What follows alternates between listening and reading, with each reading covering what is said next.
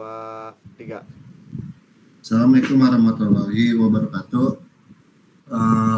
Di sini saya akan melanjutkan presentasi dari sebelumnya dengan judul ekstraksi fitur citra songket berdasarkan tekstur menggunakan metode GLCM dan menggunakan metode KNN.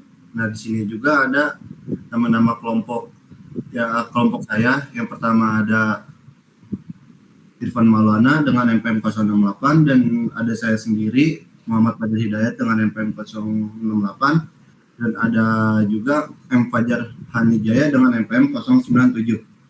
Nah, di sini kita langsung ke papernya.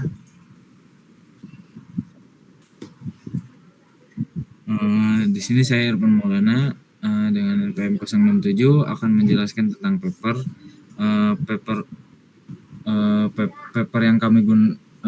yang kami rekonstruksi itu adalah paper ekstraksi fitur citra songket berdasarkan tekstur menggunakan metode gray level atau GLCM.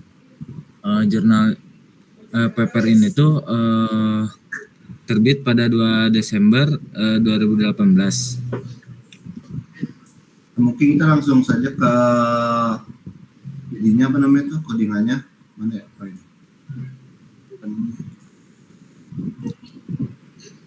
Nah, Oke, baik, di sini saya akan menjelaskan pada bagian program yang telah kami buat. Yang pertama, di sini kami pertama-tama ingin menjelaskan bahwa kami di sini menambahkan fitur KNN untuk clustering pada si datasetnya. Soalnya kan kemarin sempat bermasalah si program kami karena tidak menggunakan KNN. Jadi output yang kami harapkan tidak muncul gitu atau tidak berfungsi gitu. Coba di run Mas Fajar. kita langsung masukkan filenya. Nah, di sini itu adalah beberapa contoh dari datasetnya. Kita open.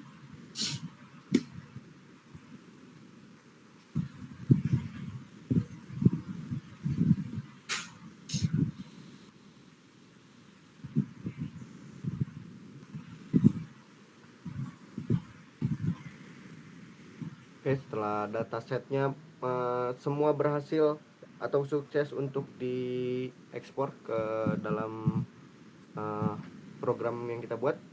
Pertama, di sini kita akan memperlihatkan bahwa fungsi KNN di sini itu melabeli si dataset yang kita masukkan gitu.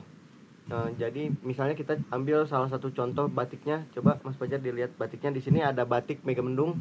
Misalnya di sini, jadi si KNN di sini berfungsi untuk memberi output bahwa si batik yang diinput itu adalah batik Megamendung. Jadi untuk memberitahukan kepada user bahwa yang diinput adalah batik Megamendung. Coba di scroll lagi ke bawah Mas Fajar. Terus, nah di sini juga kami menambahkan fitur scale. Yang pertama ada scale, terus ada fitur rotate, terus ada blur. Cuman 3 itu doang yang kami tambahkan fiturnya. Terus ke bawah lagi Mas. Nah, di sini untuk tabel GLCM-nya itu masih agak bermasalah di sini karena ternyata KNN yang kita gunakan itu tidak bisa memprediksi atau membaca sebagian besar dataset yang kita input. Misalnya si datasetnya berbentuk batik tapi dia berbentuk baju. Coba Mas Fajar, ada tadi contohnya yang berbentuk baju. Nah, berbentuk baju kayak gini dia itu tidak bisa mengklasifikasikan bahwa ini masuk ke dalam songket batik itu tersebut. Jadi KNN di sini masih agak bermasalah. Lalu selain yang berbentuk baju juga yang justru yang kita tambahkan fungsinya ternyata mengganggu untuk klasifikasinya, seperti fungsi rotate, fungsi scale dan fungsi blur itu mengganggu untuk klasifikasinya. Jadi nilai klasifikasinya itu di bawah rata-rata. Coba Mas Fajar lihat nilai persentase klasifikasinya. Nah, di sini nilai klasifikasinya hanya mendapatkan 0,38%. atau 38%. Itu